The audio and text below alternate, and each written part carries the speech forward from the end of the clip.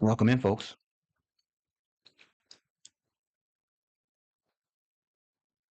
Welcome to an episode of the Breakthrough Live. Tonight's show begins with one question. Have you ever noticed that the past doesn't fade? It just waits for you. See, on tonight, we're talking about ending suffering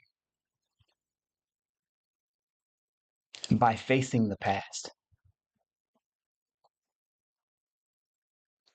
The reason is because if you try and convince yourself that you're so forward thinking, that the past is behind you, you don't have to think about it anymore, you're just on to the next. The problem is that that past does not fade. It just waits for you. Maybe that means a slight look that someone gives you that reminds you of the person who, maybe it's a slight touch that someone gives you that reminds you of the person who, the situation that.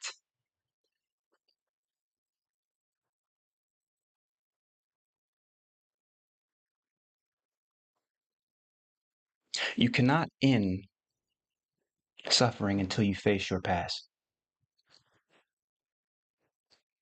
Because whatever caused the suffering in the past, if it's not dealt with, it just resurfaces at the most inconvenient moment,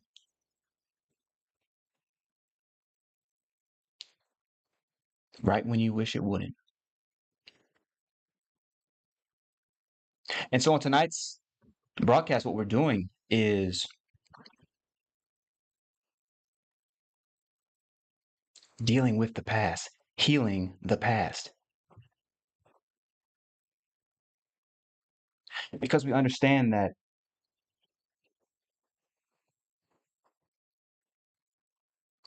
you cannot end generational trauma until you deal with the energy that carries it.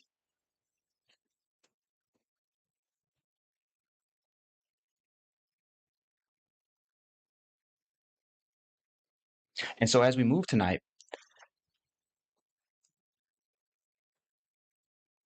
as we move tonight, it's going to be important that we are brave when we dig into those past memories, because don't you notice that it's the memories of our worst day that come and assault us on our best day? There's that one little reminder that you weren't always so. What if they find out that you?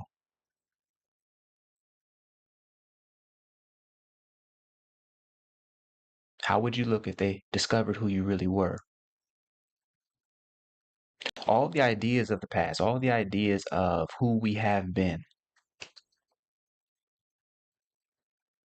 If we're not dealing with the root problem,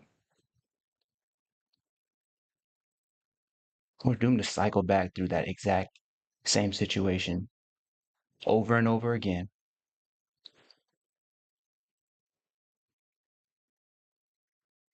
And so, with that said, if you're ready to move beyond fear, welcome here. I'm Dr. Shawn, and I believe you do not need years to heal. You just need one real breakthrough. That's why I invented Transcendent Psychology and I test it in the real world on real people in my game show, Countdown to Breakthrough, the only game show that heals your soul. But right now, you're on the Breakthrough Live, where we break down the science of healing so you get your own breakthrough live. On today's show, we're talking about moving beyond suffering by facing your past. What I want to do right now is move to a clip of Countdown to Breakthrough. where I'm encountering people on the street and helping them transform their past in under 7 minutes.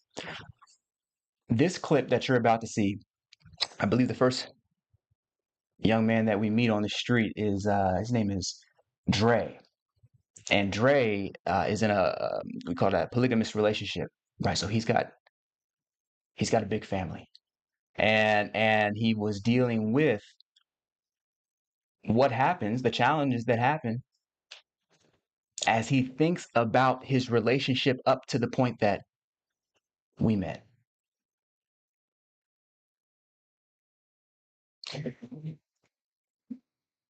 Let me show you this.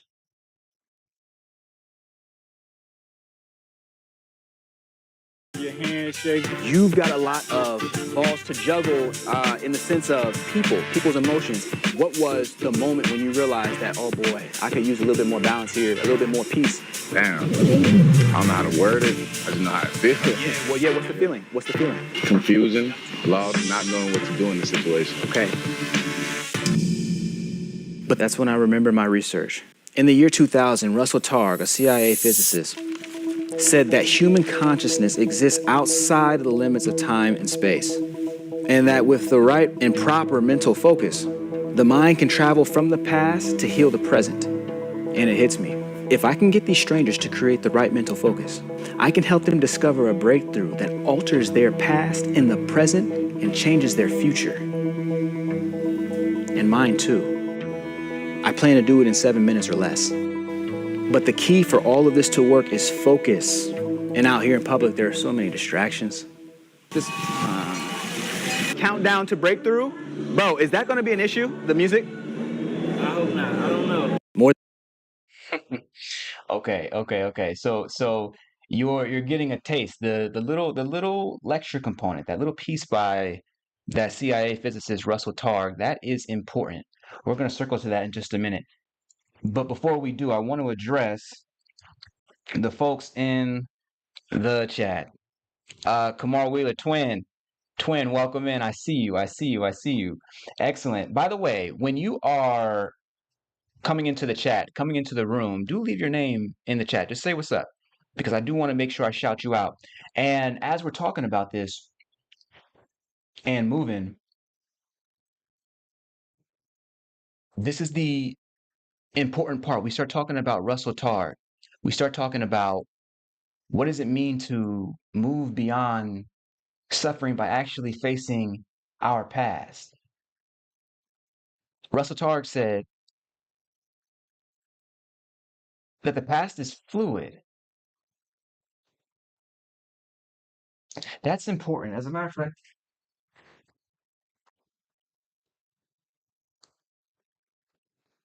we need to start moving with principles.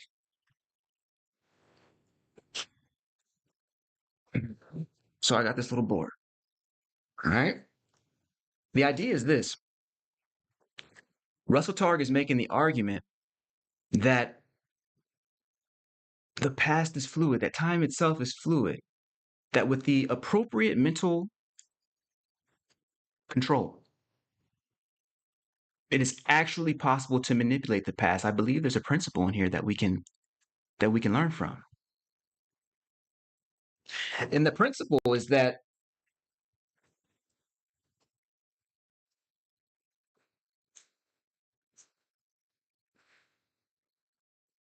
because the past is not set in stone, you can change it. And the reason, I'm gonna make sure I'm in the light here. And the reason you can change the past is because you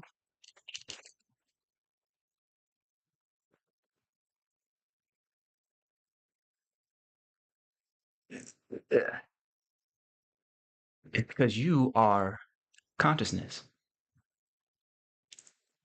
And so if we can understand that the past is not set in stone, but is actually a living force you can shape to your will, the reason you are able to do that is because you are consciousness. And so we arrive at probably the most important principle of the night.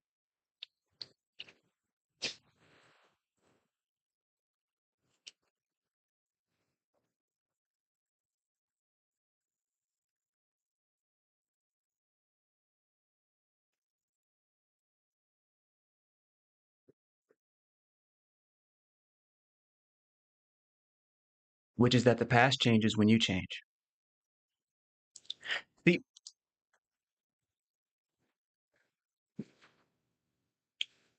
because you are that consciousness, when we're talking about going into the past and facing the past, what we're really talking about is facing the ideas about who you are, facing your own identity, or at least the identities that you falsely believed were your own. And we can't do that until we understand who we actually are, until we come back to this notion that our names were given to us. Our bodies, they change, they come and go, they age. Our relationships, they change, they come and go.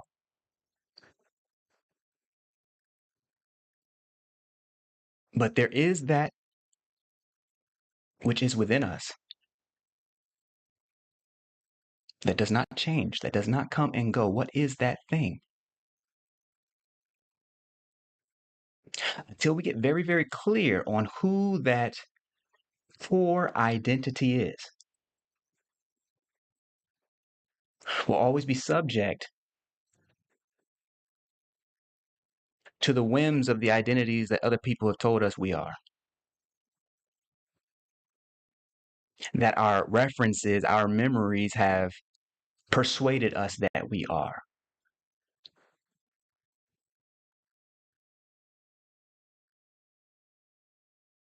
I was working with somebody this past week in preparation for this show, and we'll see some of those conversations later on. But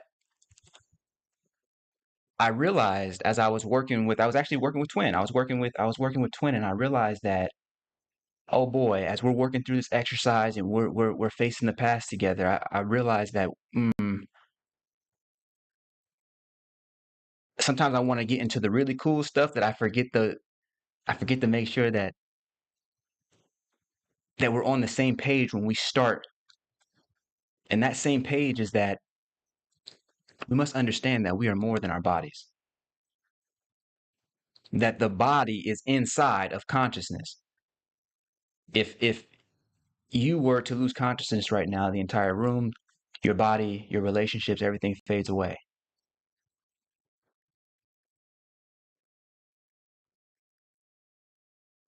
Without consciousness, the body, the relationships, the memories, none of it is known. The world is not known. Why then give such primacy over to the world, over to the relationships, over to what somebody did, when the truth is that each of these exists within you? That's why we say the past does not change until you change. How could it? You see, the past exists within you. It exists within you. And therefore, you have the capacity to change it. But a superficial change ain't gonna cut it.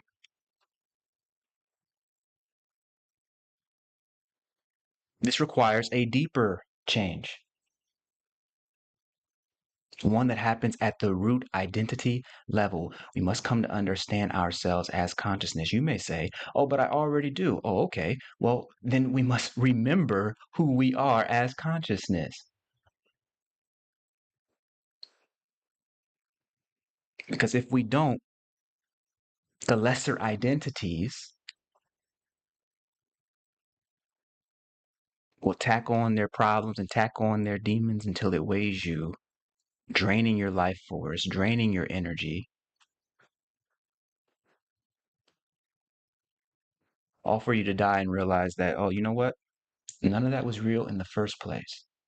You do not want to get to the end of your life and recognize the truth that I'm telling you right now, which is that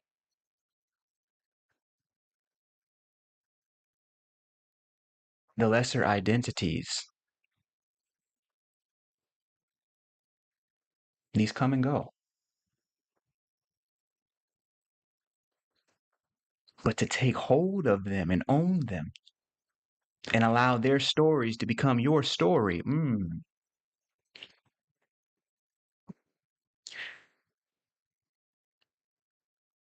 that's the heart of all suffering. That's why tonight we're talking about ending suffering by facing the past, by dealing with it, recognizing that when we deal with the past, we're actually dealing with ourselves. Folks, I'm seeing Jovan. Jovan, you said, "Hey, brother, this is Jovan." I can see your name, Jovan. You know what I'm saying? You know what I'm saying? Yeah, Jovan, man, welcome in, welcome in. That dude. Y'all know Jovan was from Columbus, Ohio. I'm from Columbus, Ohio. You know what I'm saying? Like, so me and Jovan were politicking the other day. So we'll definitely be hearing from him. Shawn is twin one. Okay, so Kobayas came through. Okay, so welcome in, twin. Welcome in. Welcome in. Valente, welcome in. I'm glad you got the link. Excellent, excellent, excellent. And so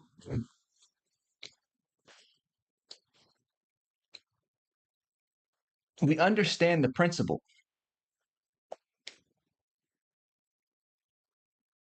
that the past does not change until you change. But can we also recognize the pattern? For the Breakthrough Live, I like talking in terms of principle, pattern, and the path forward. So we get the principle.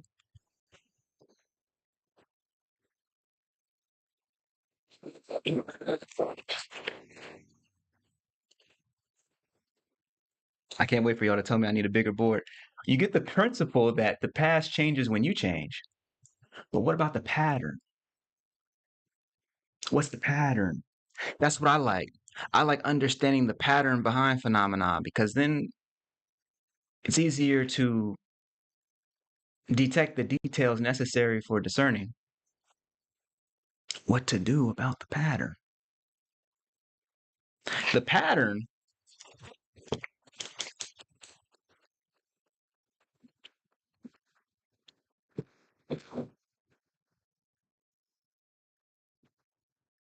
I'm just write this.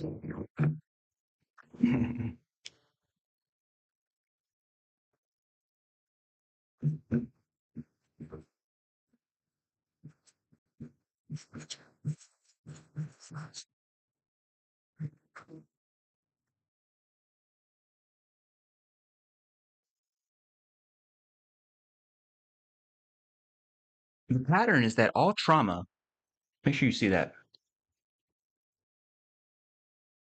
The pattern is that all trauma is stored in the body as energy, that the past lives inside of you. When it is negatively codified, it lives inside of you as stored energy. Popular, I think, New York Times best-selling book is, the body keeps the score. Fantastic. Okay, but check this out. So, the pattern is that trauma is living inside of the body, but it's also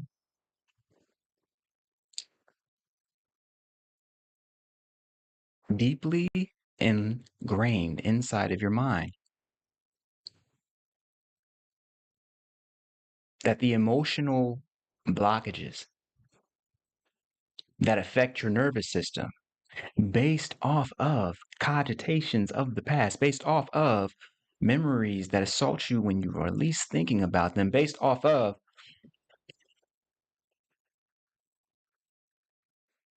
the negative traumas that have occurred in your own life, all that gets stored. That's why, if you notice, we can't run away from the past. The past never fades, it just waits. That energy just lies dormant until it is time to resurface and contaminate your thoughts, contaminate your thinking, get you blaming somebody. Be it parents who didn't do what you thought they should have.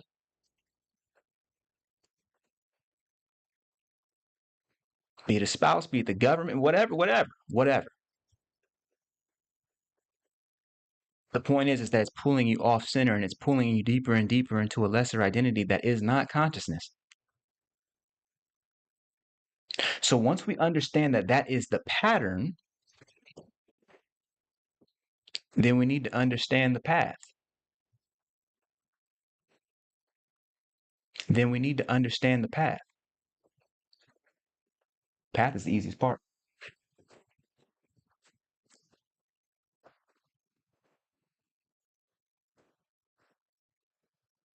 Path is the easiest part.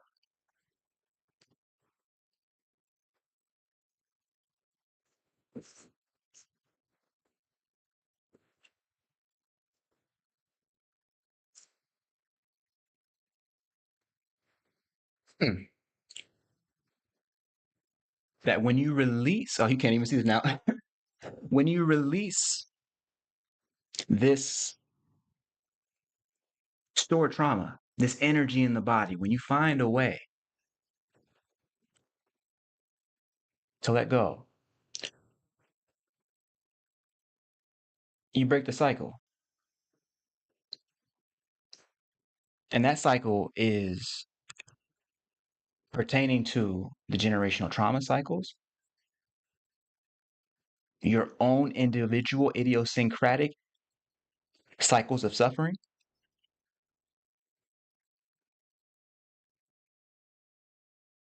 and the cycle of taking and internalizing the pain that happened to you and passing it on to someone else. The future cycles.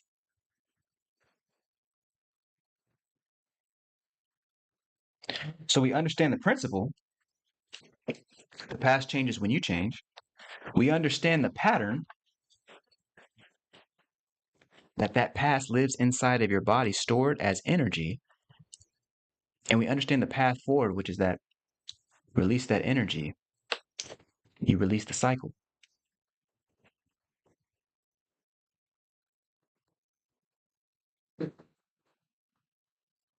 Release that energy and you release the cycle.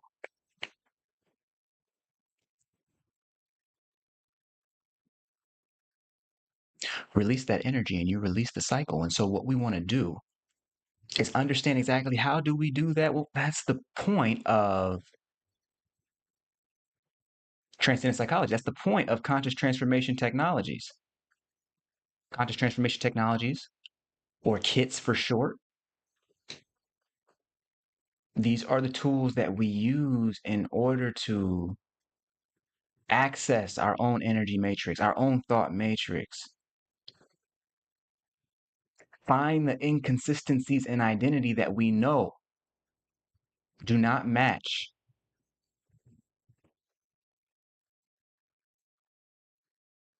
our identity, our core identity as consciousness.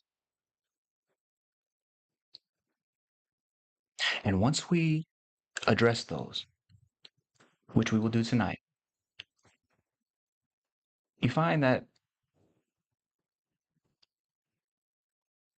oh, wait, I have the power to decide how I even remember.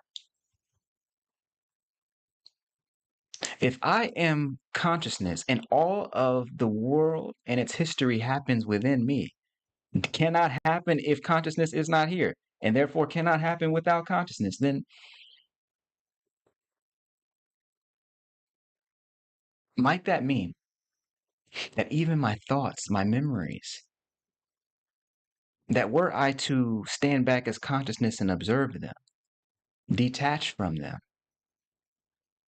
I could take perhaps authority over them? Might it be possible?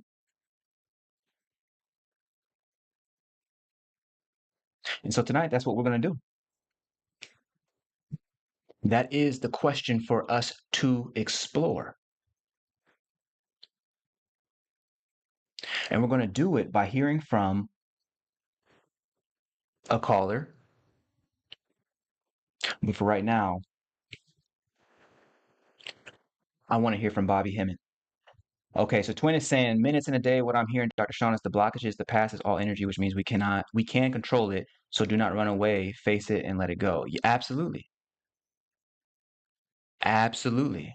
Did the board help or no? Well, just let me know if the board, put a thumbs up or something. Because absolutely, that's exactly it. That given that the past is energy stored inside of the body mind,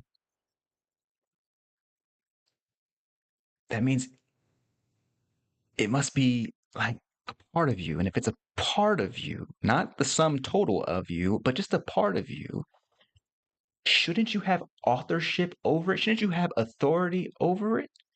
It is in your kingdom. This energy of the past is in your kingdom. Will you claim your dominion over it? You can only do that if you disidentify from that past. If you see it as energy rather than as a story that happened to you and that's why you just can't, or they just couldn't, or it just didn't.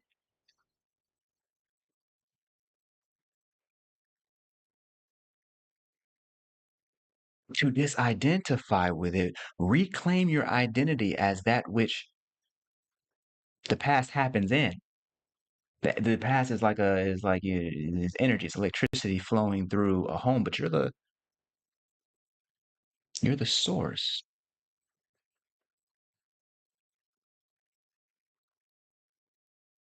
It flows through you. Shouldn't you be able to control its direction?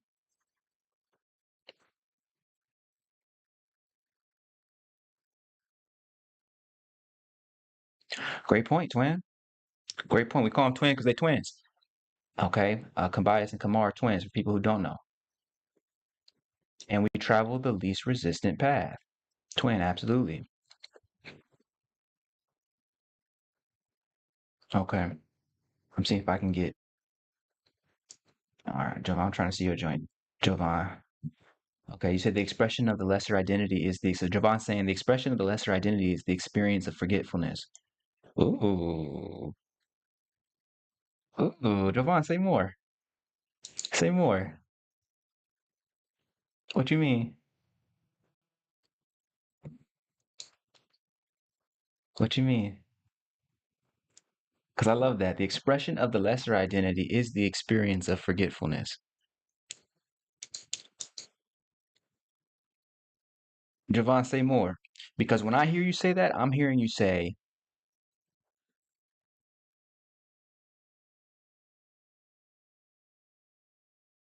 that the very act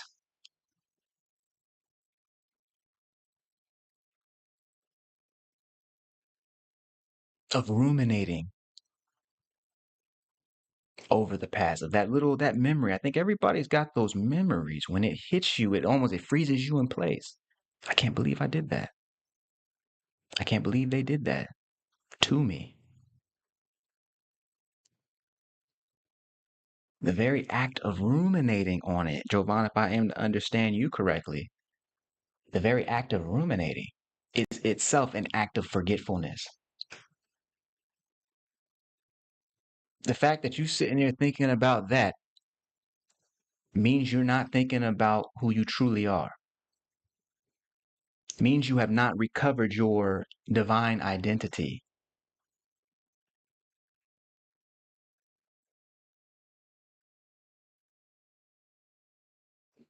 Mm, all right. I wish there was. Am I able to like give some type of cookie or something on here? I don't know if I can do that. They ain't doing the cookies yet. Sublime, don't think I don't see you in here. Welcome in. Welcome, welcome, welcome. Welcome in. Okay, there we go. Okay, cool, cool, cool, cool. Okay, so Twin is saying when you harbor the pain, I'm learning it shows up in your body as pain in real time. Yeah, okay, so say more. I want to hear more about that. When you harbor the pain, I'm learning it shows up in your body as pain in real time. Are you saying that is the incident of the backache, the neck ache? right? That the very way in which you're carrying the past inside of your body has you taking on physical positions that corrupt the integrity of your musculoskeletal system? Interesting, interesting, interesting. If only there were a system of medicine that would make the same argument, we might have some institutional legitimacy. Oh, wait, ain't that what the Chinese been talking about for like 1,000 years? Ain't that what the South Asians, the Indian, ain't that what folks been talking about? The chiropractors and all that, isn't that the same?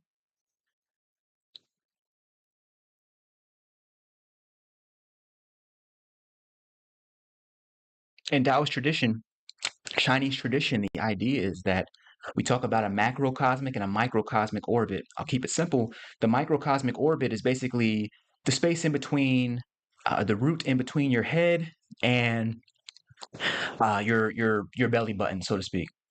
And you cycle energy consciously, the energy of your very nervous system, your electromagnetic energy, the same chemical energy that pumps your heart, fires the neurons, right, makes speech possible. All of this, they call that energy chi. Okay, so you circulate that chi through your body. And remember, this is what me and the teacher were studying for years. And the teacher was my first teacher, the Taoist mystic. But the point is that you run this chi energy through the microcosmic orbit, and what you discover is that the Chinese, the Taoists believe that if the chi was not flowing appropriately, that's when the cancers would develop. That if the chi energy was not flowing appropriately, the cells weren't getting the energy that they needed to appropriately function, which could lead to them multiplying too fast. And now you're developing illness. But it wasn't just cancer, it was also energy as it relates to your heart, to your spleen, to your pancreas. All of these organs had to have ample energy, ample chi flowing through that microcosmic orbit, or you would develop the illnesses associated with poor energy quality in your pancreas, poor energy quality in your spleen. So when you say that carrying around the trauma of the past in your body actually leads to physical pain, you'd be in good company, because there's so many people across history who have made the same argument. And you're saying, I'm hearing you say, twin, that happens in your actual experience, in your primary experience. All the more reason to return to self. I saw something today that was saying how wholeness is the ultimate anti-aging medicine. That wholeness is the ultimate anti-aging medicine. Wholeness would require that you take on no lesser identity. No lesser identity that would fragment you from the whole, partition you from God. Wholeness would require that you are connected to your root, to your truest self, to the real you. Getting stuck in lesser identities is, as Jovan says, an act of forgetfulness. Jovan says the body keeps the score without fail. Yes, yes, yes. Yes, yes, yes. Javon's saying, I love how you put it. The experience of living with a painful story happens when we forget about our divine interconnectedness. Absolutely. Absolutely.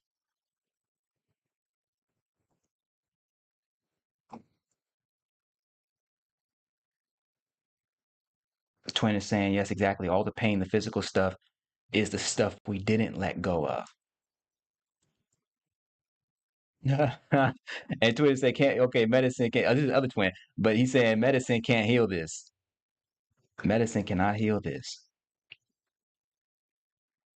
Well, a pill certainly can't, but the medicine we take here,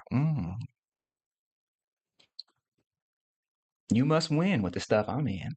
You dig what I'm saying? I'm gonna sound like a you must win with the stuff I'm in. That this wholeness is medicine. It is medicine, not a pill,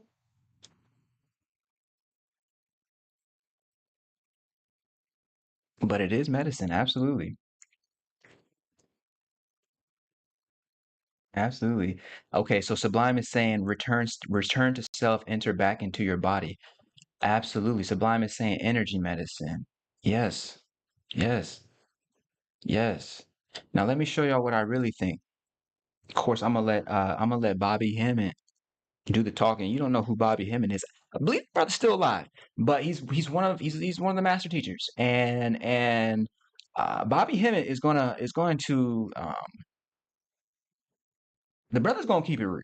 Okay, and so let me go ahead and just show you something that I think is relevant. Let's do it.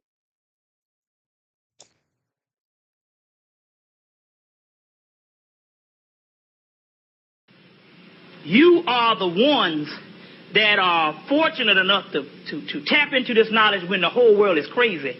You need to process that for a minute and understand the importance of that. First of all, the greatest thing on the planet is the knowledge of self and basically the knowledge of the universe. For the mere fact that you are even interested in this or remotely interested in this at this particular time when shit is going on crazy out here, it means that you are the special evolved beings. And so when I'm saying you need to process, you got to process that everything that you read in these books that you admire about the gods in the heaven and the gods in the universe, you must understand that that is nobody but you at this particular time. It's all about you. That's the key. That's the key. This is the real knowledge. There's a mystery of the world, and the mystery of the world is look for no God to save you but yourself, because it's within you. It's within you. Okay, so we just heard from Bobby Hemmett. Did you hear? So I gotta let y'all know. Okay, so this show, The Breakthrough Live. You know what I'm saying? Like I'm just getting into this space where I'm like, okay, I don't necessarily even know what the teaching is going to be. I just find these clips, and then the clips kind of they start to build themselves. Like I have a general idea, but like, you know what I'm saying? And so it's like, okay, well, what does Spirit actually want to say? Well, Spirit was just telling us that nothing changes until you change. Spirit was just telling us that when you can release the energy that constitutes trauma within the body mind, you are free. Spirit was just telling us that we must return to wholeness in order to achieve the ultimate medicine. And here go Bobby Hemmett telling us that how special you are to be here and see this, to know this. Even if this is your first time encountering information like this, we'll get to the place where the understanding becomes clear, but just the even inkling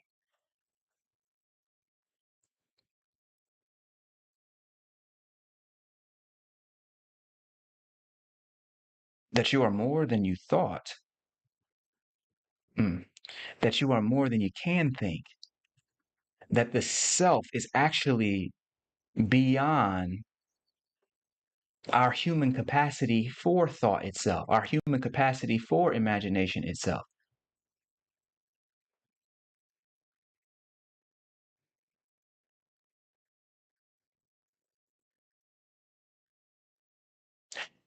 Y'all know I've been working on a book.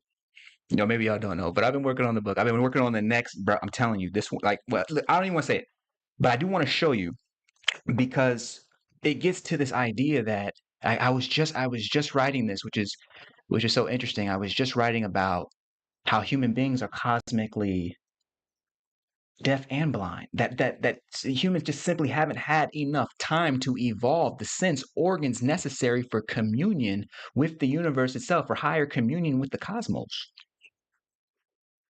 Can I show y'all?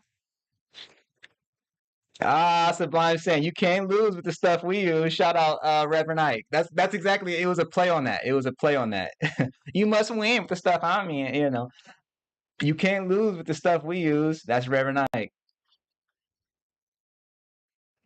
Sublime saying you looking for you outside of you is lunacy. Go within.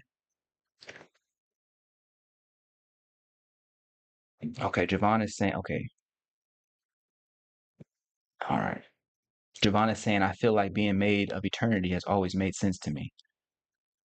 And like, how could it not? Like, you know what I'm saying? Like, if we actually step back, it's kind of like, how you gonna have two? Like, you can't have two. You can't have something that's. There's only one eternity, just like there's only one infinity, and everything has to either be inside of that thing, which means it also has to be made up of that thing. There's not extra stuff working. There's not an extra place in infinity. There's not infinity and then the thing that's just outside of it. No, there's infinity. It's either everywhere, all the time, all at once, or it's not. Period. Period. So let me see if I can show y'all this. Because what's so crazy is I was just thinking about this notion of humans as cosmically blind. Here we go. So I call it the problem of human perception. As you know, I've been, perhaps you don't, but I'm saying like I just been on this love thing. I'm like, bro, if it's not love, I can't do it. I can't do it. Relationships, if it's not love, I can't do it. Work activities, if it's not love, I can't do it. I can't do it. And so I'm like, it's been years of that though. It's been years of me just doing what I love. And so now I'm kind of like, okay, let me just write some of this stuff down. I keep getting these downloads and I write them down. And over time, those downloads will become a book, which is what happened with spiritual responsibility, right? This book right here is a product of those downloads over and over and over again. You did what I'm saying. And so it was like, okay, well, it starts happening again, champ. This time, if you'll tune in every single day, 9 a.m. Central Standard Time, I'm basically just taking my journal, the downloads that God gives to me, and I'm just putting them right into the community tab on YouTube, right? So you'll see those. Definitely check those out. You'll already see a whole bunch on there, just like the ones that you like, because that way it tells YouTube to send you, more of those if you're into them. But every single day I figure rather than just come out and be like, yo, I got a book, it's like let me show y'all what it looked like on the way to the book. You dig what I'm saying? Plus it'll help you understand, bro, how I'm thinking the future of the species is about to go down. Like the future of the species, champ. And so let me she said my mind was blown listening to your infinity video. Sublime, you're so sweet. You're so sweet. Okay, so let me pull this up for you because I do want to show you this joint right quick. I do want to show you this. Mm-hmm. Mm-hmm. Here we go.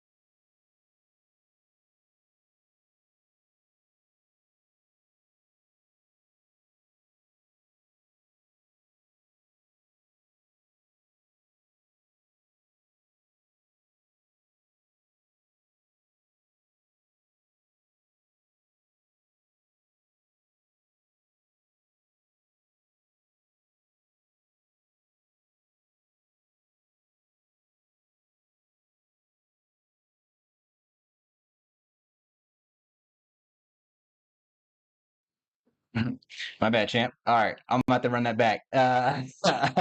You said no sound. Okay, so like people would like hitting me with the sound joint. Okay. Let me see if I can run that back real quick. This is why we like to do our test runs on the Breakthrough Live because I'm already knowing, G, that this is something that getting all your little spots together is a whole thing. Okay, so here we go. Let me see if I can get that because I do want you to hear what I'm talking about. I think I have to add a mic though. Um, okay. All right. Okay, can y'all hear me right now?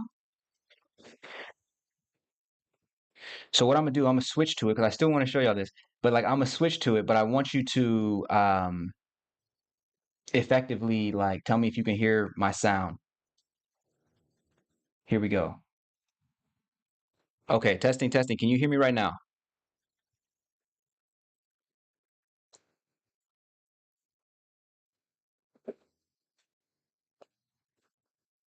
Okay, so now we all good. All right, cool. So here we go. So check it out. The idea is this. We're talking about the problem of human perception. I'm gonna just run this real quick, which is that humanity suffers because human brains only have the capacity for five senses: sight, sound, touch, smell, and taste. And even these senses are far too limited. For example, human beings can only see in one frequency of light, visible light. Humans cannot see in gamma, X ray, ultraviolet, infrared, microwave, or radio wave frequencies, which means that entire worlds remain imperceptible to the human eye, though these worlds are all around us. Humans can only hear frequencies between 20 and 20,000 hertz, but the universe itself can produce frequencies as low as negative 10 to the 18th power hertz to as high as positive 10 to the 43rd power hertz. Humans hear far less than 0.0001% of everything there is to hear, which means that entire frequencies of music, language, and movement remain undetectable to the human ear, though these frequencies surround us every day. Human beings are cosmically deaf and blind.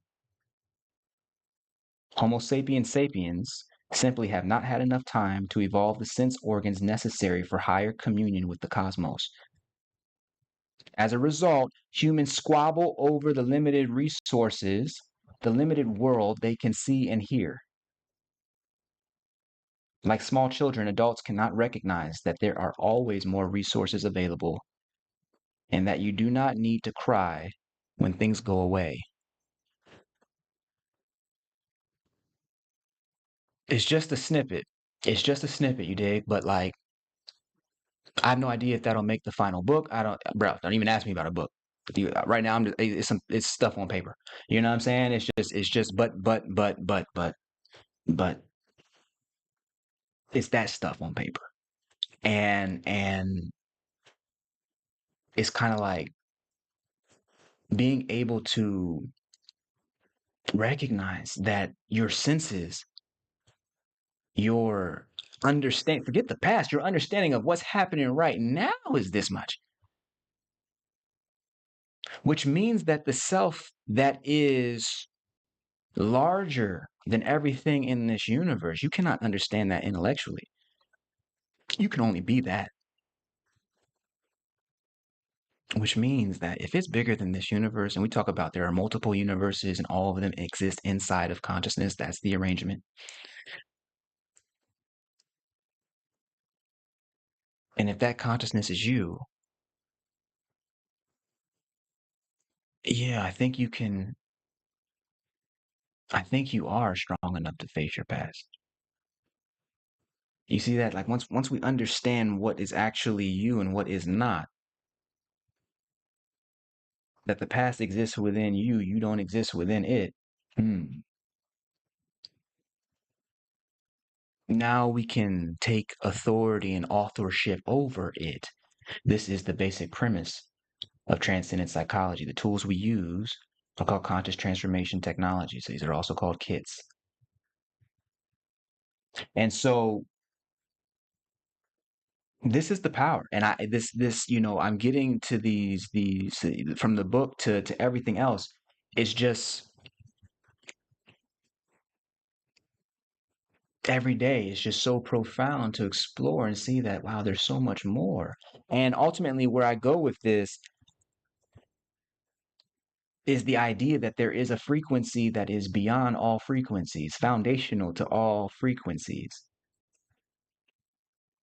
And that by abiding in that, resting in that, that frequency is able to do all of your higher perceiving for you. That's a conversation for another day. That's a conversation for another day.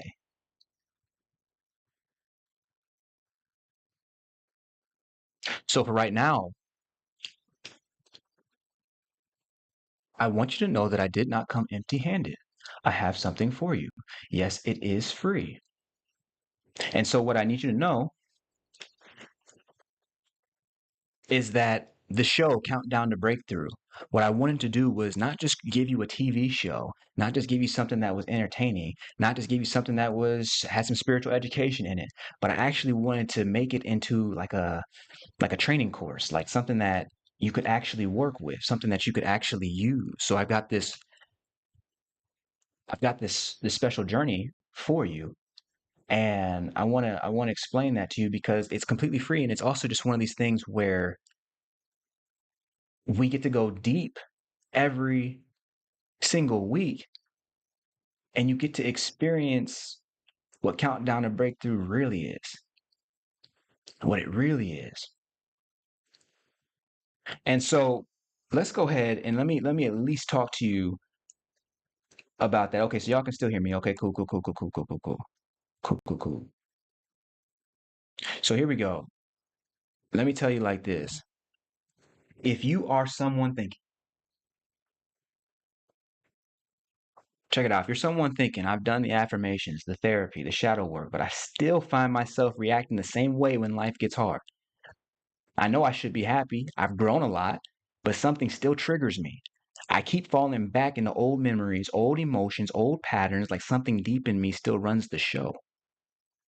I want freedom, not just moments of calm. Everyone online talks about letting go or raising your vibration, but no one gives me a clear step-by-step way to actually break these cycles that keep replaying in my life. I'm tired of chasing healing. I want a breakthrough. If that sounds like you, it's because you haven't learned how to transform memory, emotion, and identity at the root level, leaving you controlled by your past instead of creating from peace. That's why I made the Breakthrough Challenge. The Breakthrough Challenge is your 6-week path to emotional freedom. Once a week, you watch one episode of Countdown to Breakthrough, complete one mini workbook, experience one transformation. On day 1, you'll break generational cycles.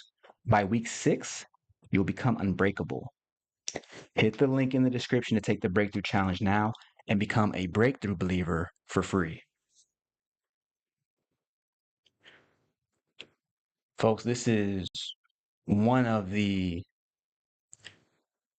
most powerful things I can offer to you. And, as you jump in, you take the Breakthrough Challenge, I'm sending you the mini workbook.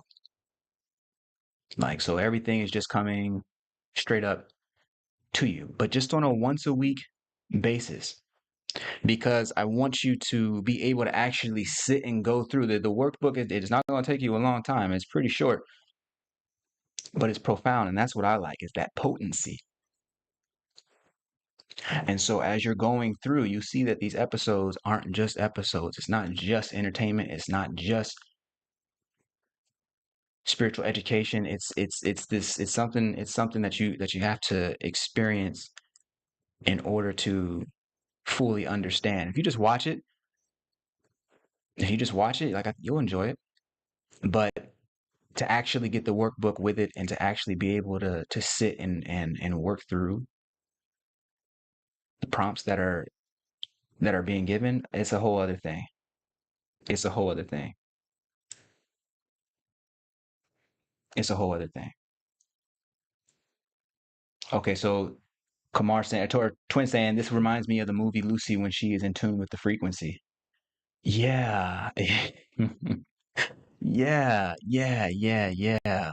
But what I find is that you have to If you just try and point people toward the frequency, then this is one thing that actually came out of our conversation, Twin, was like if you just try and point people toward the frequency too soon, before people have had a chance to properly invite the frequency into back into alignment with their being, before people have had the opportunity to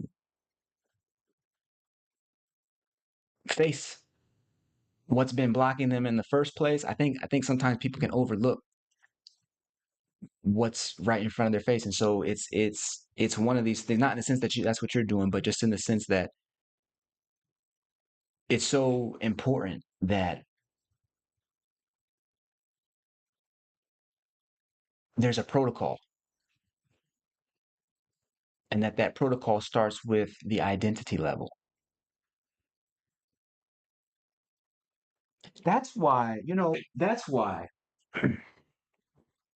when we go back to spiritual responsibility, remember the first piece in the book, we call it supreme awareness. That's step one. We have to get that identity as consciousness first. Then we can move over to the I mind. And then we can begin this process of creating things, ultimately to return back to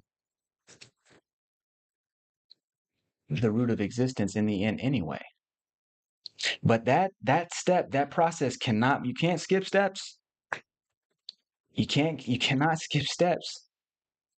It's coming back to that core identity and allowing the frequency to emerge from there. You dig what I'm saying? It's very that was an important reminder that there's no skipping steps in this.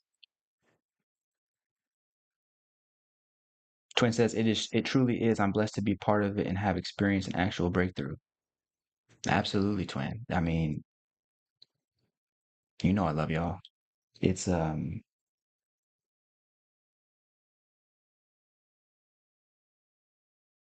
it's always a pleasure. I feel like I need a sound. I feel like I need a sound. Y'all hear that? Do y'all hear that? Because I'm hearing something. I'm hearing it's like a little okay. Y'all hear that? It's like, oh, is that you? Hey, it's Breakthrough Turtle. It's Breakthrough Turtle. Breakthrough Turtle. What's that? You got something for me? What's that? But you want to do it right now?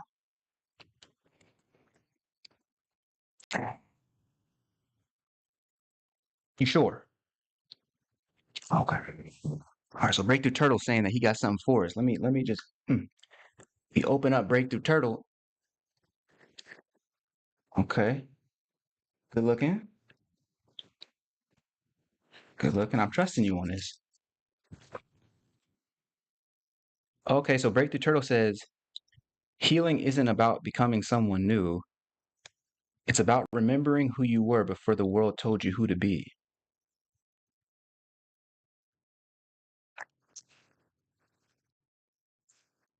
Dang, Breakthrough Turtle. That's kind of deep. That's kind of deep. Who said that? I see you got anonymous on here. You say that healing isn't about becoming someone new. It's about remembering who you were before the world told you who to be. Huh. Yeah, I believe somebody needs to hear that tonight, Break the Turtle. Thank you. What's that? What you mean you want to kiss? Let me get up out of here. Okay. So we got Breakthrough Turtle up out of here, but man, Breakthrough Turtle had to drop them facts. Breakthrough Turtle had to drop them facts. One more time. Breakthrough Turtle is out here giving us the game. Healing isn't about becoming someone new. It's about remembering who you were before the world told you who to be. Ah. See, I think that's something that we can all use because coming off of tonight, we understand that this world This world who's telling us all these things about who we are, and going to great lengths, by the way. I just spent the day, like studying how basically the Roman Empire's influence in Christianity. And people go into great lengths to make sure that the way in which you think is directed toward some agenda of control. And so it was like, that doesn't stop with the Roman Empire. We don't even have to be talking about governments. We can just be talking about people to people relationships. But when we come back to this notion of consciousness, we see that the world, as we call it, actually exists within us. Therefore, the healing that takes place when I return to self, not myself, but the self.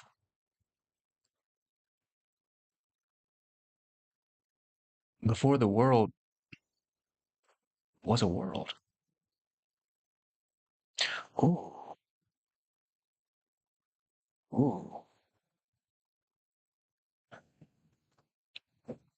Sublime says breakthrough turtle is wise. Okay, y'all like Twin saying that's real deep, real deep, real deep. I'm seeing y'all laughing. Don't laugh at breakthrough turtle. He's sensitive, bro. Come on. Come on. Breakthrough turtle. Yes. Yes. So folks, we about to open up these calls. And by we about to open up these calls, I mean I already filmed some phone calls, which are, legit and authentic, but I knew that I was gonna have some issues on the first show in terms of kind of getting the sound down. So I was like, well, let me go ahead and pre-record a few conversations. Eventually they'll just be live on the air, but for now, it's I want to go to our first caller who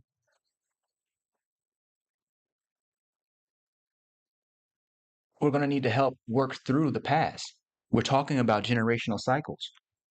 We're talking about generational trauma. We're talking about becoming your family's first cycle breaker in this conversation. And be paying attention to how this young man speaks, what he, not just his words, but the thinking that happens behind the words. Because once you apply the principle, the pattern, and the path to the conversation that I'm about to show you, you'll begin to see, oh wow, this is everywhere. Once you can see it in somebody else, it becomes so much easier to recognize it within yourself because now you can spot it. Now you can spot it. Apply the principle, the pattern, the path that we discussed today to this conversation. And you'll notice that we are also going to work with this young man with a special kit. One I think I just made up on the spot. But still, you can do that when you understand the principle, the pattern, and the path. You understand.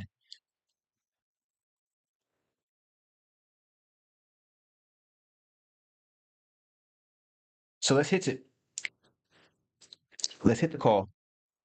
Open up the phone lines. And by the way, if you ever want to be on the Breakthrough Live in the coming weeks, we're going to have, it open for anybody to be able to jump through. I have questions that you'll answer before you get on the call with me. Basically, I'll ask you them right here, and then you'll basically jump on the call just so we can streamline the joint a little bit. 'Cause obviously, calls can take a long time. We don't want that. We want to kind of get the breakthrough and get up out of there. So that will be happening. And the beautiful part, and I just want to say thank you so much to Twin because he's the one that I've had this call with. Like the beautiful part is that when you are willing to be vulnerable and share your story openly and share your transformation openly and go through the process openly, you're doing a favor for the person who was too afraid to open up but still needed to see your light shine through. What happens when you return back to who you are, when you maintain that divine authorship over reality, when you begin to take that spiritual responsibility, it is a service that you are doing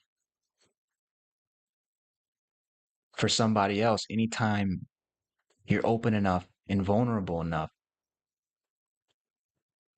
to speak and offer your story and your transformation as a light for someone else.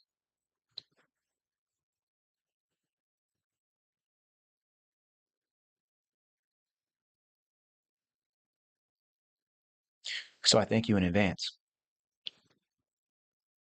And to every single person who had a conversation with me in preparation for this show, The Breakthrough Live, I thank you in advance.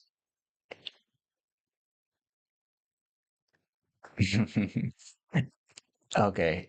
Either my time lab is like lagging because Twin is saying all he wanted was a kiss. Hilarious. All he wanted was a This ain't that kind of show, brother. Okay, so here we go. Tanis. Hi, I'm Twin's wife. I have seen him through his struggles and I'm here by his side. I'm astonished to see his growth with you. Oh my gosh. Oh my gosh. Is it Tanis or or Tanis? Tanis? So Tanis says, "Hi, I am Twin's wife." May I ask which one? Okay, but yes. Okay, she says, "Hi, I'm Twin's wife. I have seen him through his struggles and I am here by his side. I am astonished to see his growth with you." I received that. Thank you.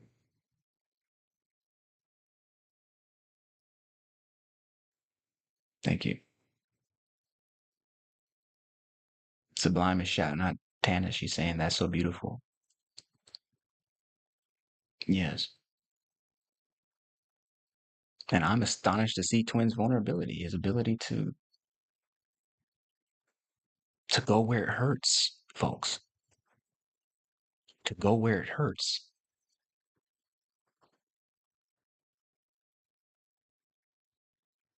And to hide nothing from yourself.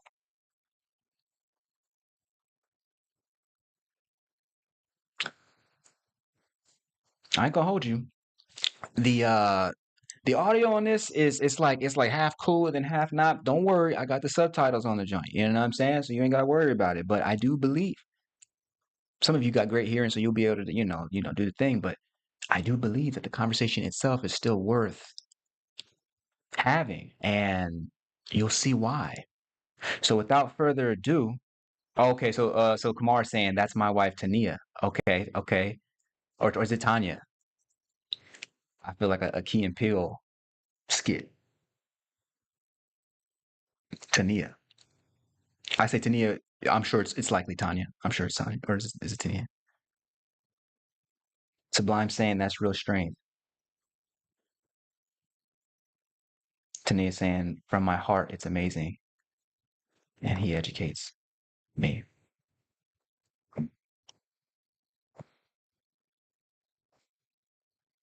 Excellent. All right, folks, without further ado, let me go ahead and jump up into this joint. Here we go. So open up them call lines. I am here with the one and only Cabayas. You know what? But rather than me explain what's going on and who you are, if you could take a moment and let the people know while you're on the Breakthrough Live, what your name is and where you're from. I am from Pennsylvania. My name is Cabayas, or better known as Twin. I'm here to have a breakthrough with Dr. Shawn, and just to kind of explore. Absolutely, absolutely. So this is a beautiful thing. I'm sitting here trying to get the doggone audio right. Still, I'm going to see if we can kind of muscle through this because the audio is still a little low for me, Twin. The reason we call him Twin is because he actually has a twin, and his twin is a gentleman named Kamar, who is going to be on the show very soon. These are lovely, lovely people. And so today we're having a conversation about really diving into past, particularly because this episode that we're working on is about transcending the past. And so the thing that I'm thinking about, and I know that, you know, in order to be on the Breakthrough Live, you had filled out a form. And on that form, it's so interesting, and it's something I never knew about you, but there's a box that says, what are you interested in talking about? And there's a box that says generational trauma. That has been on my mind so deeply these past few weeks, because if you're in the United States right now, you can't help but notice that there is a political angst, and that political angst, you imagine, comes from this deeper psychic wound that people are experiencing. And so those wounds don't just happen overnight. They've been there, right? And so when we start talking about generational trauma, we start talking about healing, the important thing is that we're understanding that this healing is something that it's not just for us. It's for everyone that comes after us. And so, Twin, the big thing I wanted to talk with you about tonight is what, when you selected that box, what did that mean for you? For me, generational trauma was what I experienced. It's something that I want to break and never repeat, never have another human being repeat that cycle ever again. Right. If you're able to break and transcend, then you know that you're doing it for not just yourself in the future, but for all of yourselves in the future. That means the children, that means their children, that means the communities that they're involved in.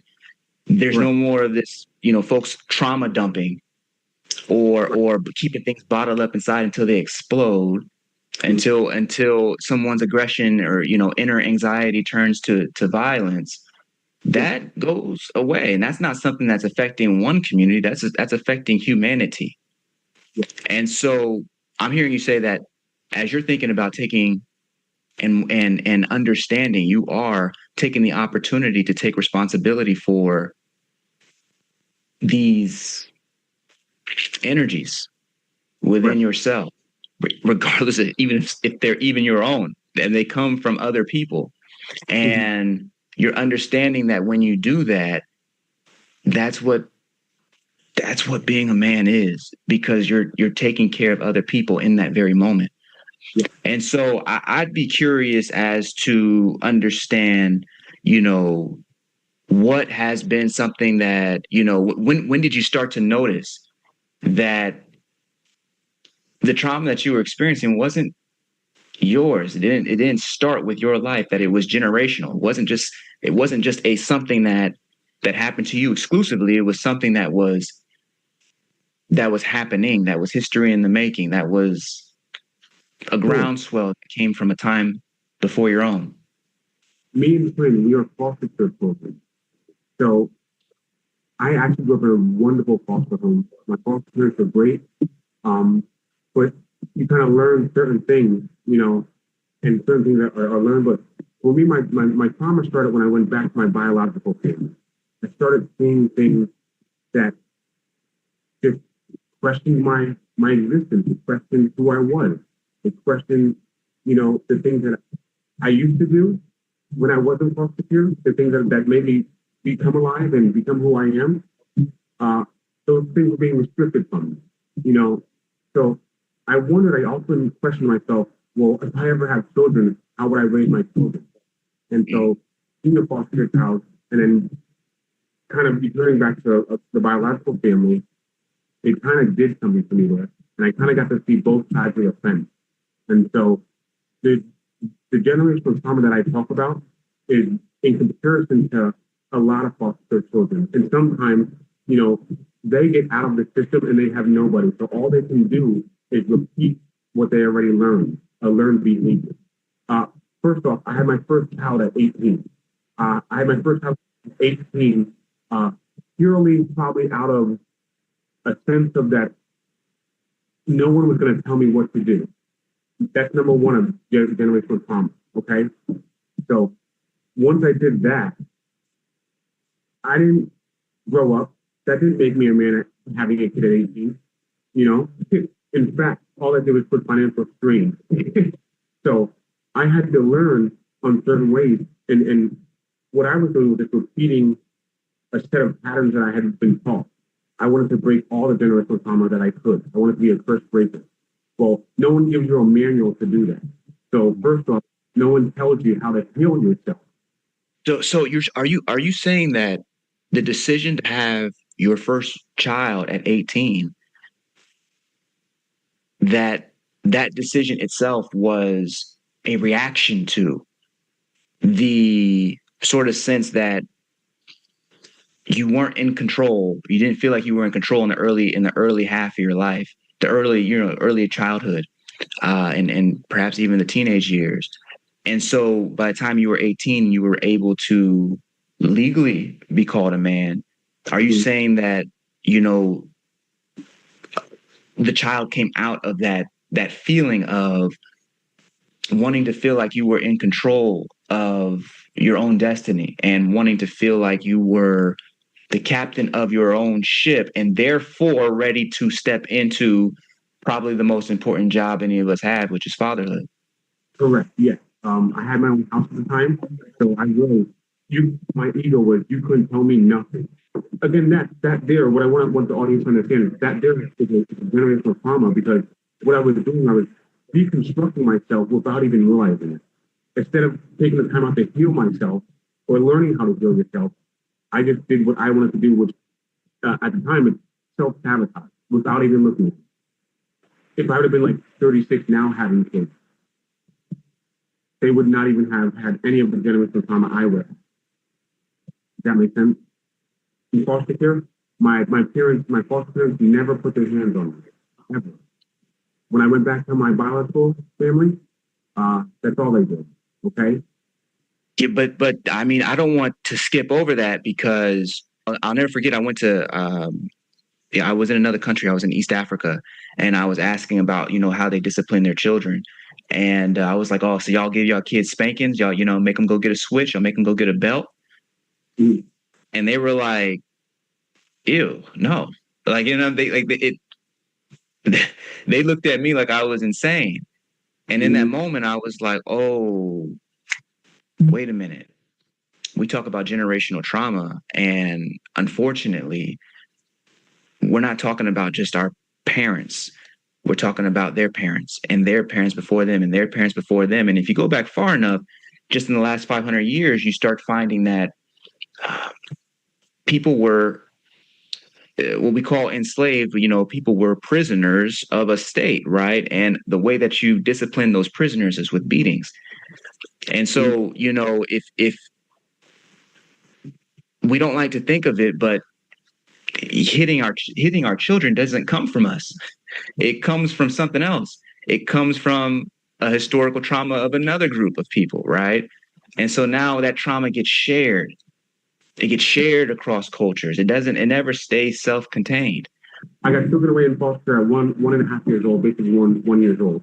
So being returned back to them, I've never met them pretty much. I never had any sensation of family or any of that mutual feeling. And, so for them to inflict that generational trauma on me was very, I mean, you have to understand at that point, it's something where you're as a child, you're like, why me, God? Why is this happening to me now? Right.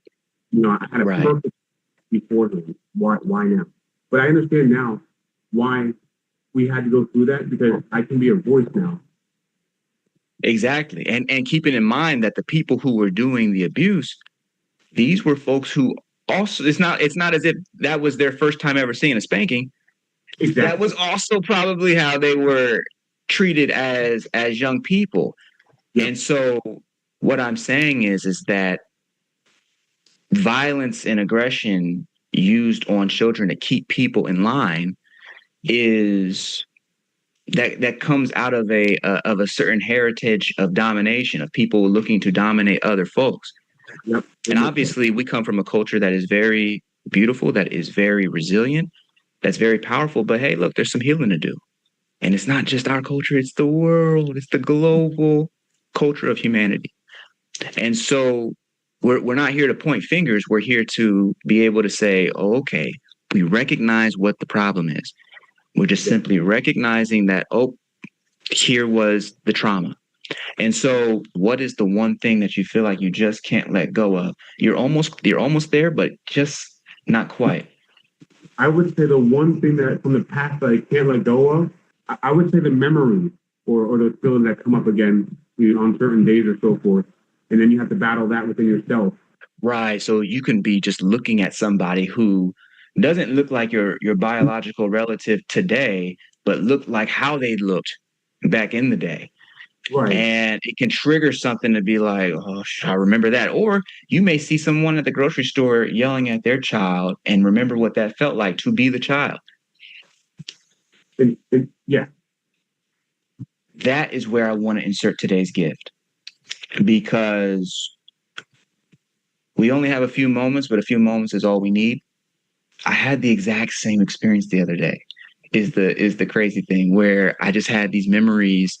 They were popping up for me, and I'm laying in the bed. I'm about to get ready for my day. That's when I practice my kits. And for some reason, on this particular day, I like couldn't turn my kits on. Like, you know what I'm saying? I listen to my kits every single day, but on this particular day, I just couldn't get to the phone and press the play button. And so I'm just sitting there and watching these memories.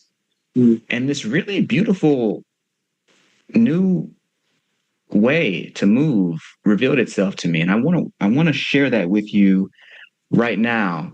Let's take one of those memories. Take one of those memories.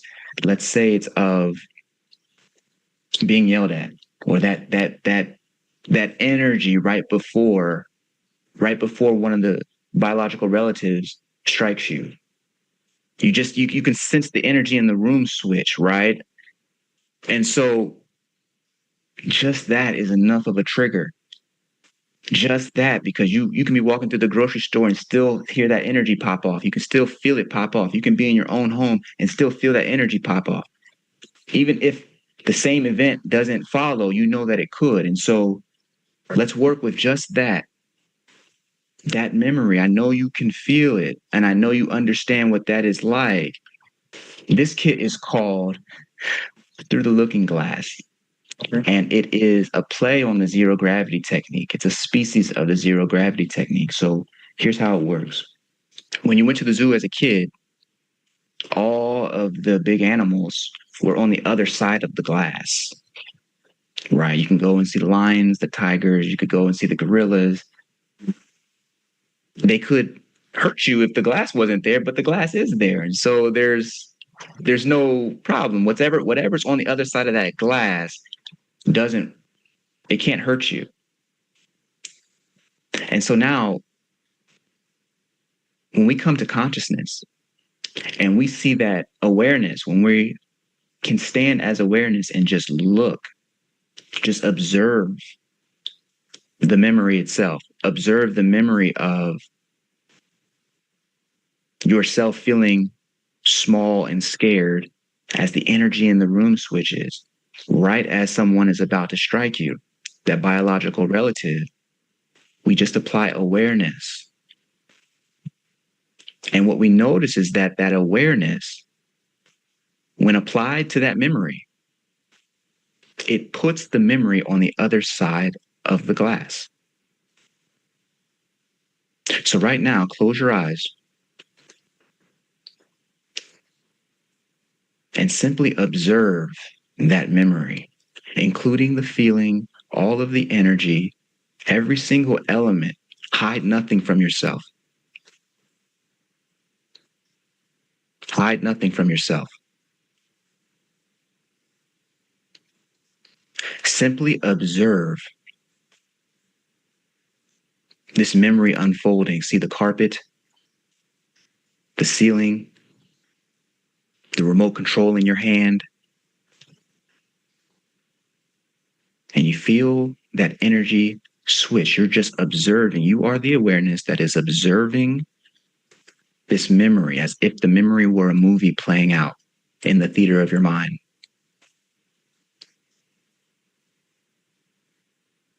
But you notice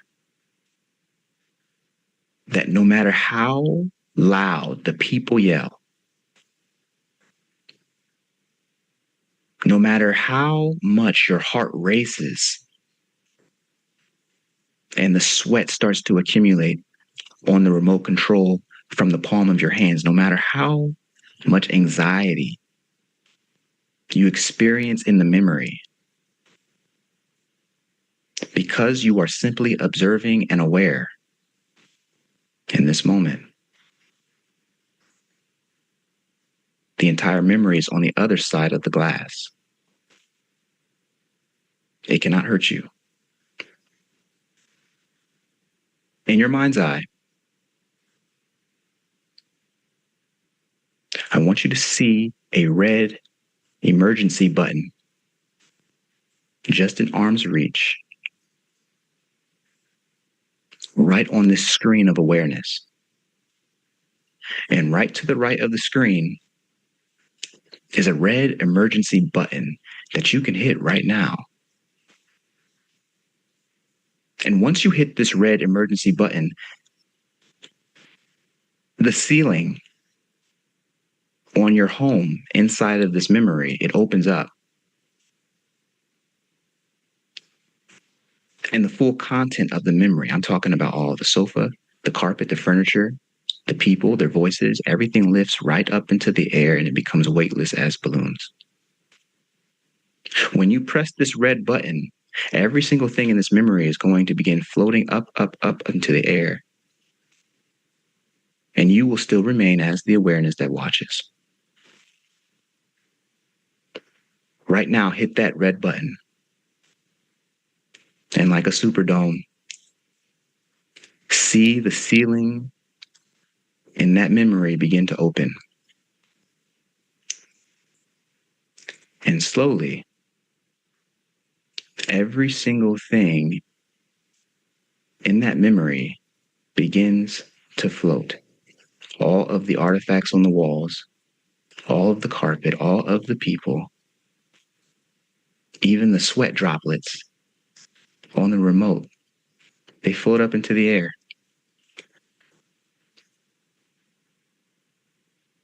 Every single thing becomes weightless like balloons, floating above you until it's completely out of sight. But you remain as the stable awareness that never fades.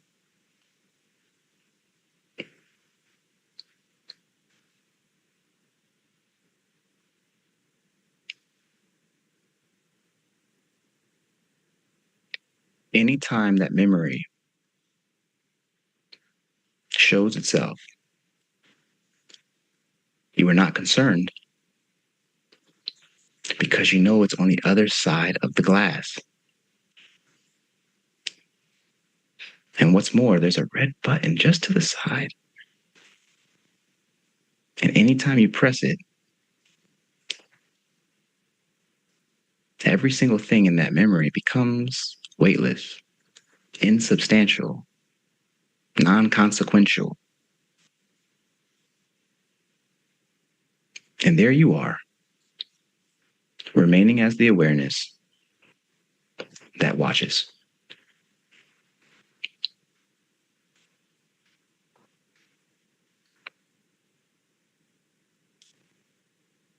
You may open your eyes when you're ready.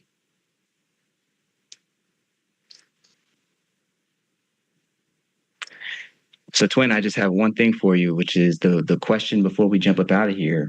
We have about 60 seconds, which is, what's the feeling as you're working through the looking glass?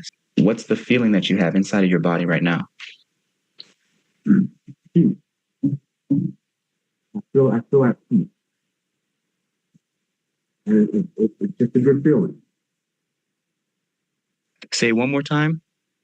I have peace. I feel at peace. Mm.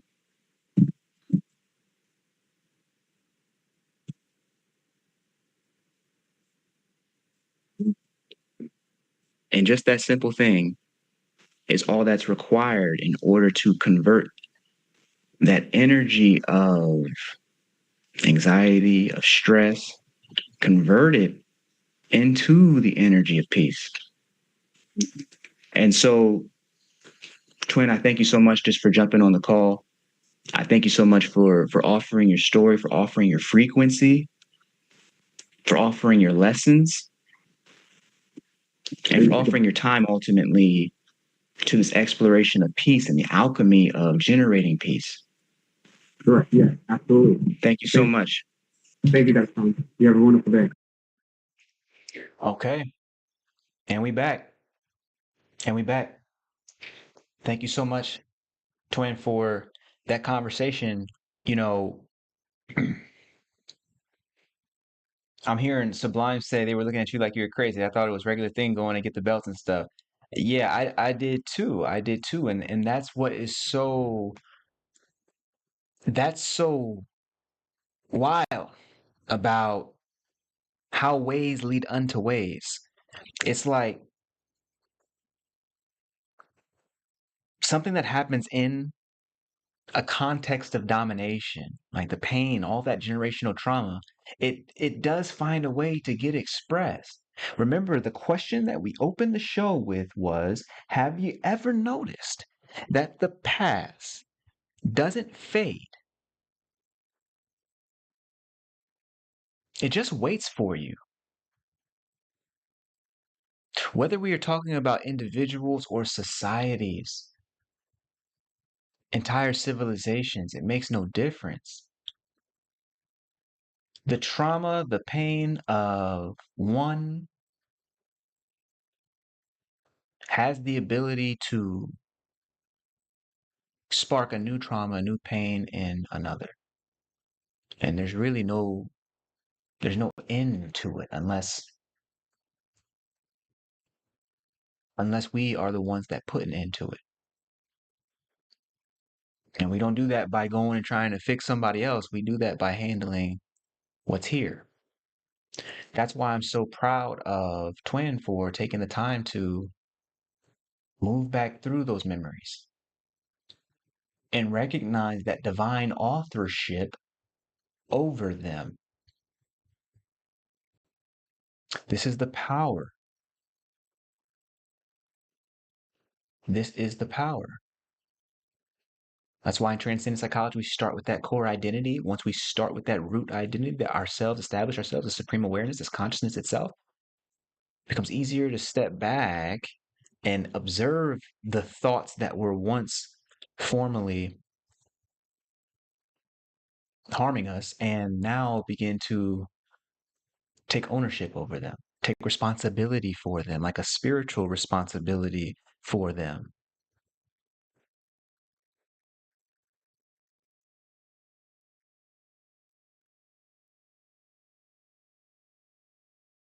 And tell the thoughts, actually, you exist on my behalf, not the other way around. Twin saying, tears to my eyes, thank you, sir.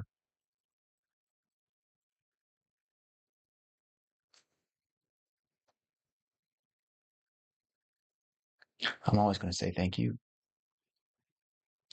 Twin saying, oh, y'all don't even know the peace in that man's face afterwards. This kid is powerful. Absolutely. Absolutely. And so, folks, one thing I want to do before we end our evening together, I want to get to our first stage of practice. Just the first step. Remember, one of the things that came out of the conversation, one of the things that we've been talking about tonight, is that the past cannot change until you change. And the primary change is one of identity. To return to wholeness, return to the consciousness that is singular, as opposed to returning to all of these fragmented identities about who you used to be when you worked at that place, or when that business failed, or when those people did that thing to you, right? Like instead of getting into that, let's return back to the source, to the root, to the primary ground of existence itself, which is consciousness. If you ever wanted to know what's the difference for real, between transcendent psychology and regular psychology, regular, normal, typical psychology, transcendent psychology takes consciousness and puts it back at the center of our mental and emotional timeline. It takes consciousness and puts it back at the center of our mental and emotional self. And so regular psychology is going to help somebody very differently with death than transcendent psychology.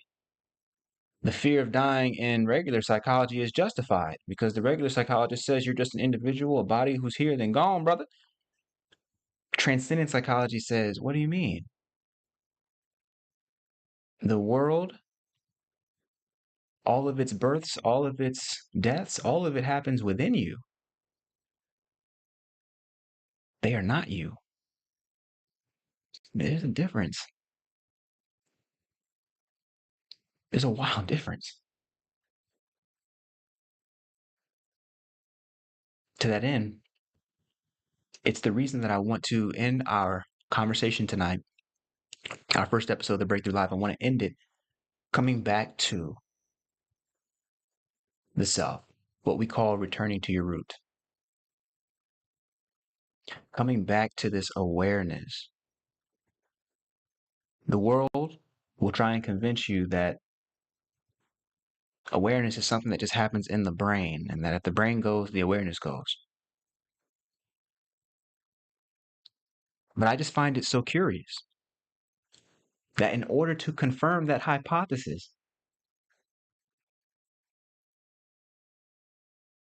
consciousness must be present.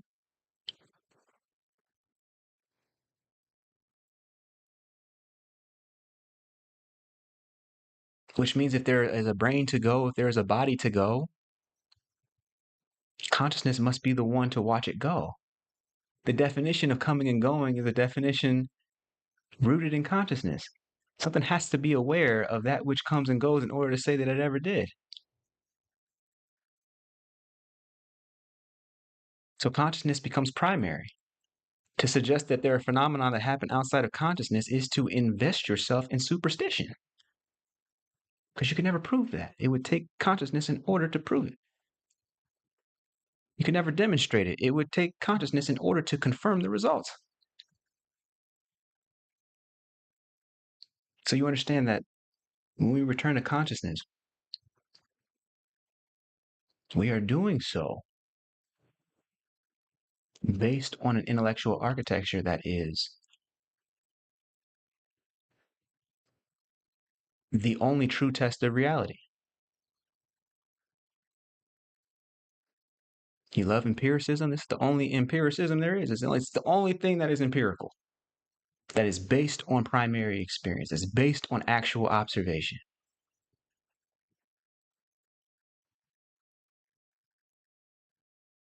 And so to understand this is to comprehend the value of returning to step one, returning to the root.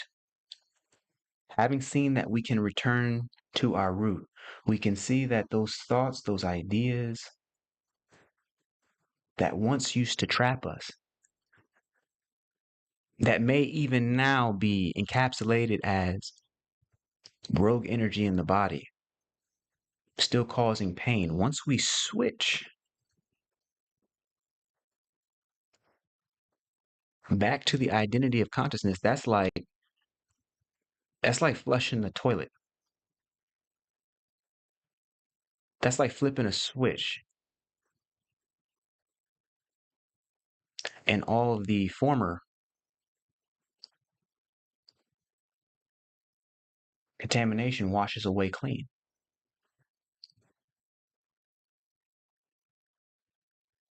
So let's do that now.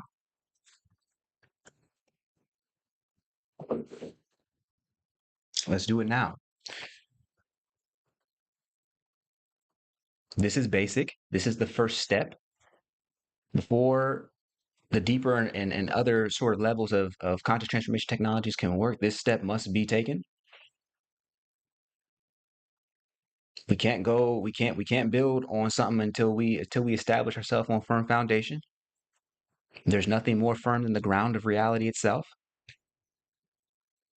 which we call God. There's nothing more firm than God itself.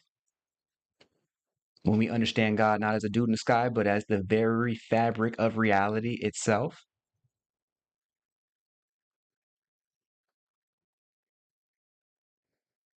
And so let's begin.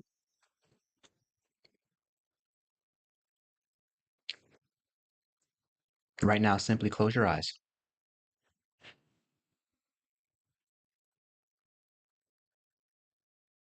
and become aware of the darkness behind your eyes.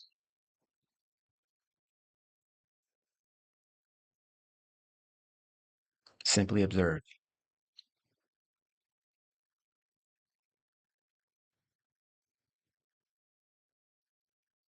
Should thoughts come or emotions come,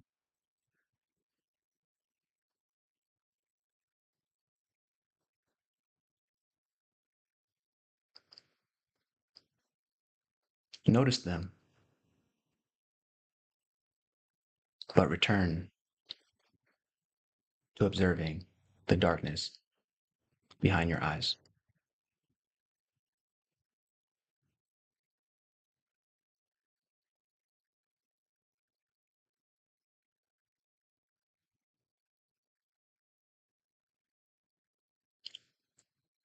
Notice your breathing. There is no need to interfere with your breath. Just watch it as you watch the darkness behind your eyelids.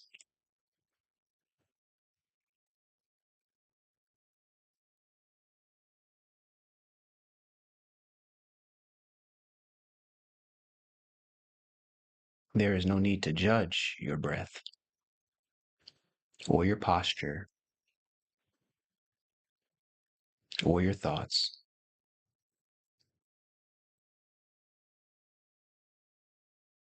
Simply observe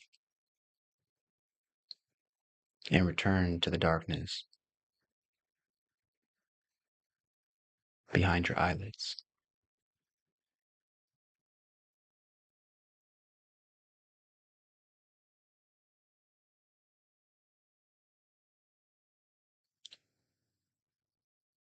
As you notice the darkness behind your eyelids, see if you can become aware of the awareness that knows the darkness behind your eyelids.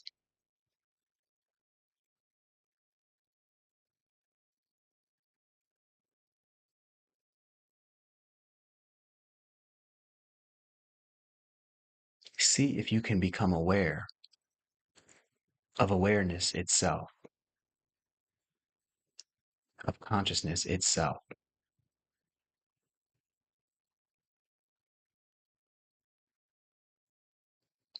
The easiest way is to simply ask yourself the question, am I aware?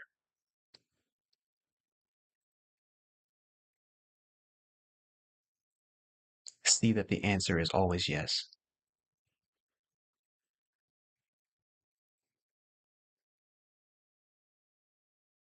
Notice that you cannot find awareness as an object that you can put in your pocket.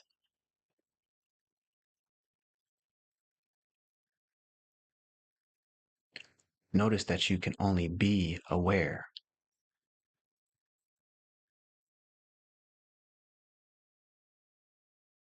Awareness is not like the darkness behind your eyes.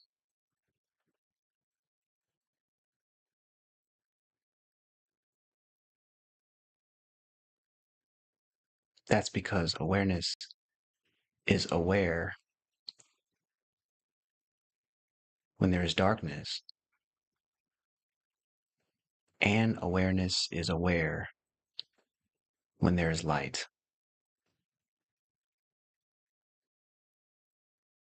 Continue to observe awareness.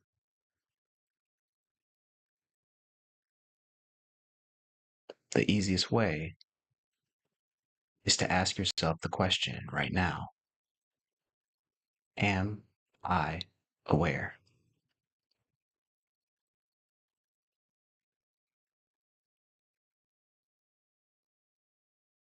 Notice that the answer is always yes.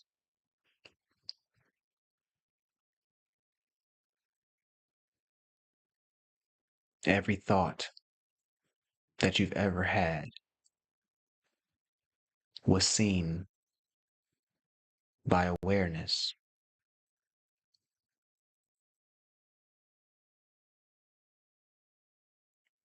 Every emotion that you've ever had was seen by awareness.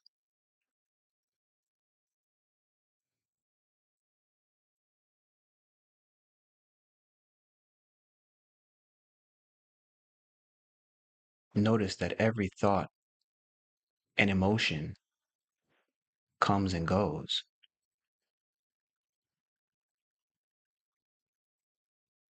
but you, awareness, always remain.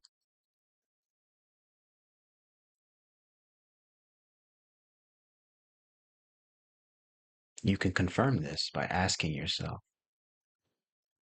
am I aware?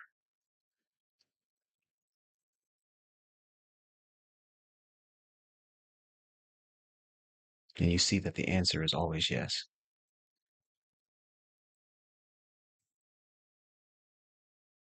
Thoughts may come and go. Emotions may come and go.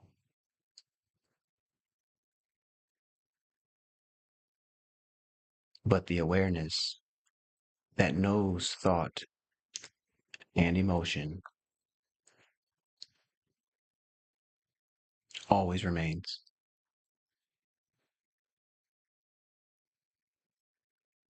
In fact, thought and emotion rely on awareness in order to exist.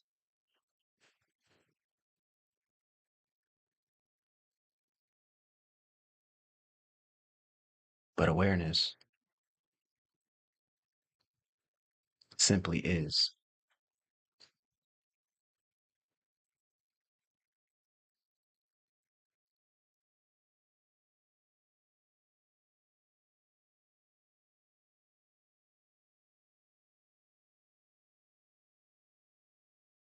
Notice your capacity for awareness.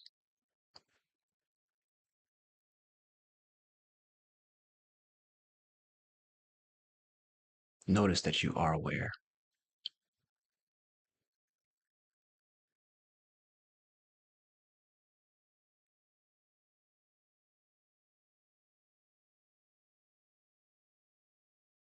And anytime thoughts about the past or the future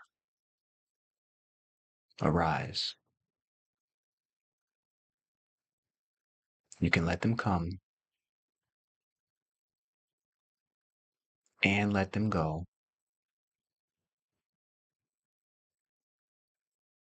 because you are the awareness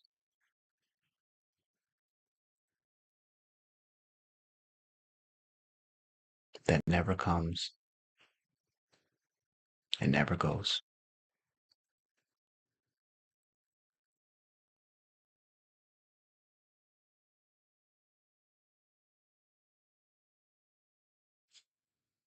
When you're ready, You may open your eyes.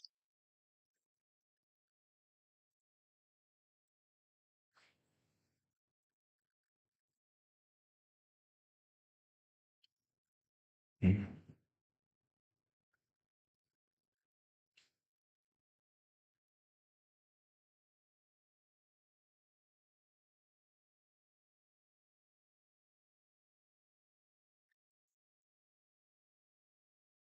And just check in with yourself.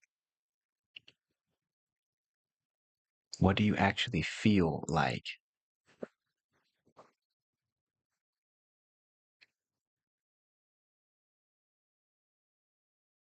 That lightness, that peace.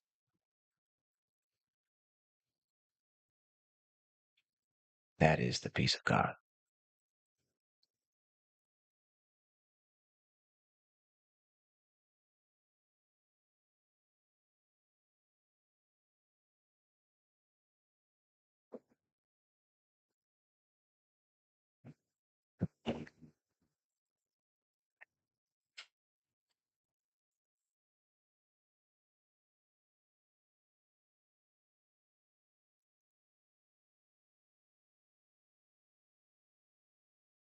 Hmm.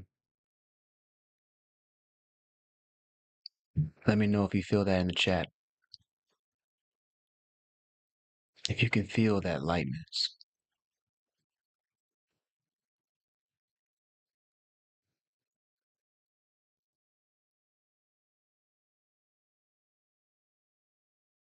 Call this returning to self.